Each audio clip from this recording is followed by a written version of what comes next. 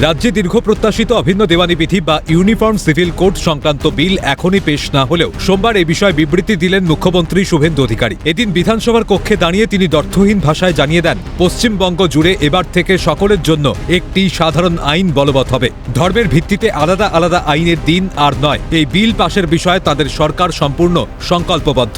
মুখ্যমন্ত্রী জানান, আগামী 2 তারিখ ক্যাবিনেটে বিলের খসড়া অনুমোদনের জন্য আনতে চলেছি। গুজরাট, আসাম, উত্তরাখণ্ডকে বেস করে ইউসিসি আনতে চলেছি। এই রাজ্যে একটাই আইন চলবে।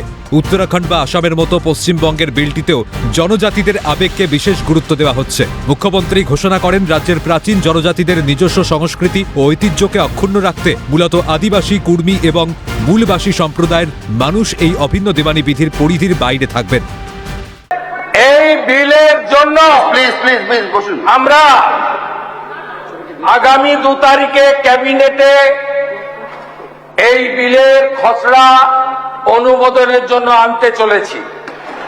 আমরা এই বিলে source base and reading approach Gujarat uniform civil code bill 2026, the uniform civil code Assam 2026, the uniform civil code of Uttarakhand 2024 একে বেস করে আমরা ইউনিফর্ম সিভিল কোড বিল আনতে চলেছি, যেখানে এই রাজ্যে একটা আইন চলবে।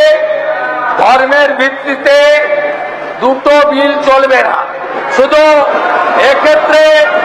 এক্ষেত্রে মূলবাসী, আদিবাসী এবং কুর্মী সহ যারা আছেন, যারা আমাদের প্রাচীন জনজাতি মূলবাসী, তারা এই প্রস্তাবিত বিলের আওতার বাইরে থাকবে।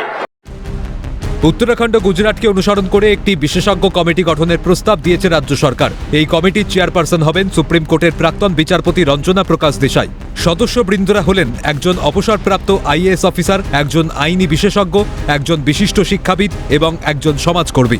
সদস্য সচিব হিসাবে থাকবেন সাধারণ প্রশাসন দপ্তরের একজন অতিরিক্ত সচিব। আমি উত্তরাখণ্ড, গুজরাটকে ফলো করে একটি কমিটি গঠন প্রস্তাব আকারে আমরা করেছি। সেই কমিটির হেডে থাকবেন সুপ্রিম কোর্টের retired justice Ranjana Desai, chairperson. এর সঙ্গে মেম্বার থাকবেন একজন retired IAS officer, legal expert, একজন শিক্ষাবিদ, একজন সোশ্যাল ওয়ার্কার এবং একজন additional secretary general administration department secretary হিসাবে। এই টাস্ক ফোর্সকে মোট 9টি বিষয় দেওয়া হয়েছে। এই কমিটি মূলত বিবাহ, বিবাহ বিচ্ছেদ, খোরপোশ, উত্তরাধিকার ও সম্পত্তি বন্টন, দত্তক নেওয়া এবং লিভ ইন রিলেশনশিপ এই সব গুরুত্বপূর্ণ বিষয়ের ওপর সমীক্ষা চালাবে। মুখ্যমন্ত্রী বলেন, আমি আশ্বস্ত করছি, এই কমিটিকে 4 সপ্তাহ সময় দেওয়া হয়েছে। আগস্টে এই কমিটির সুপারিশ গ্রহণ করে আমরা ইউসিসি বিল আনব। এই বিল এই রাজ্যে কার্যকর হবে। টাস্ক ফোর্সের কাজ যেগুলো দেওয়া হয়েছে, conduct a comprehensive study of the various personal family laws prevailing in the state, including provisions related to marriage, divorce, maintenance, succession, adoption and live-in relationship। এই ধরনের মোট 9টি বিষয় এই কমিটিকে দেওয়া হয়েছে। আমি এই হাউসে অ্যাসিওর করছি যে এই কমিটিকে 4 সপ্তাহ টাইম দেওয়া হয়েছে। ক্রান্তির মাস আগস্ট মাসে এই কমিটির সুপারিশ গ্রহণ করে আমরা ইউনিফর্ম সিভিল কোড বিল আনব এবং এই বিল পশ্চিমবঙ্গে কার্যকর হবে। আপনাদের যদি কিছু বলার থাকে, তথ্য অভিযোগ দিয়ে আপনারা retired justice supreme court Ranjana দেশাইয়ের কমিটির কাছে আপনাদের বক্তব্য রাখবেন। কিন্তু শুনে রাখুন, উই আর কমিটেড।